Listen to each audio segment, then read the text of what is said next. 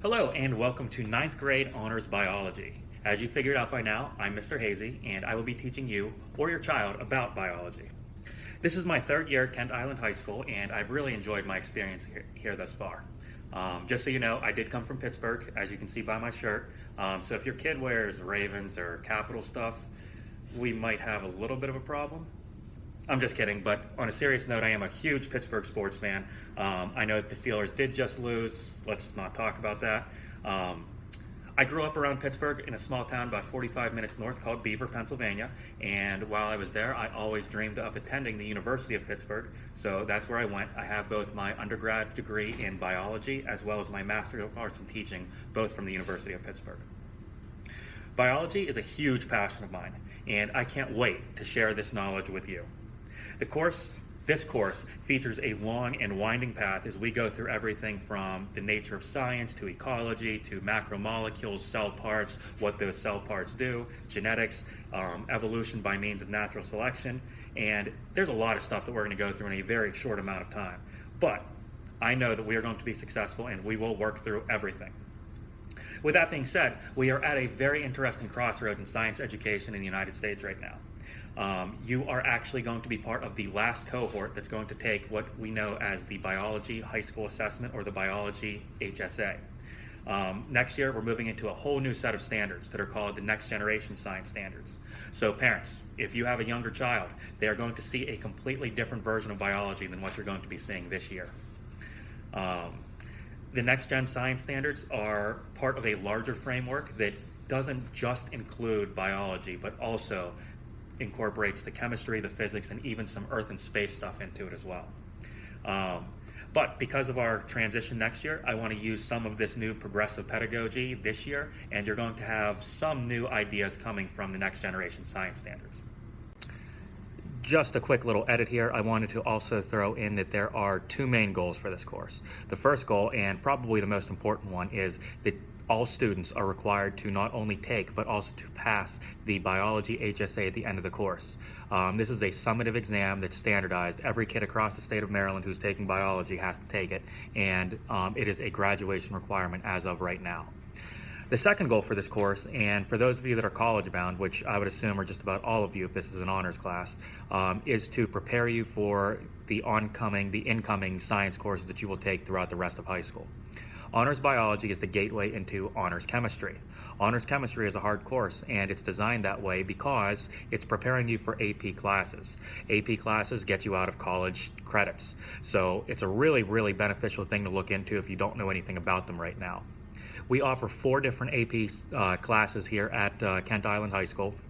They are AP Biology, AP Physics, AP Chemistry, and AP Environmental Science. So definitely something to look into if you haven't heard of them before.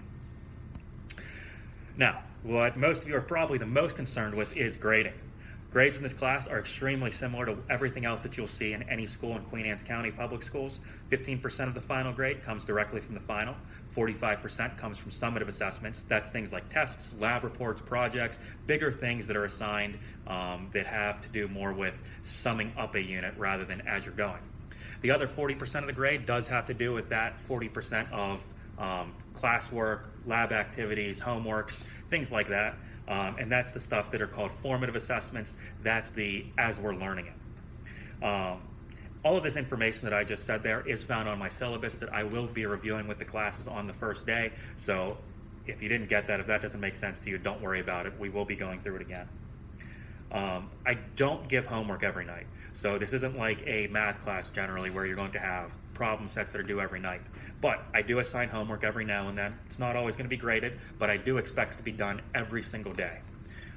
If it's not done, then the student is not getting what I expected them to get out of the in-school lesson. Homework is just an extension of whatever we had been working on in class. And one other thing about assignments, there are a few group projects. There's also a couple of lab reports as well as other outside of the classroom activities that must be completed. Failure to do these is really where I see kids not do very well in the course. It's generally not because they didn't understand something. It's not because they didn't turn in anything. It's usually because there's these bigger projects that they just decided not to do. Kind of on a final note here, as we go through the semester, it is extremely important that you communicate with me about any problems or concerns that you have. I have about 80 students this semester. I also coach the ice hockey team and I'm an advisor for NHS. I have a million things going on, not only during school, but after school as well. So I can't always take the time to chase you down about a little assignment, about did you finish that, did you work on this, things like that.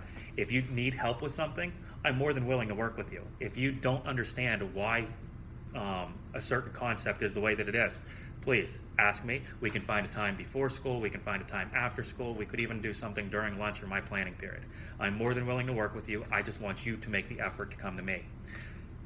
I hope this isn't the case, but some kids are completely okay with failing. If you're in an honors class, I don't assume that that's the case, but I can't make you care. So I want to know that you want the help. You ask for it, it's yours.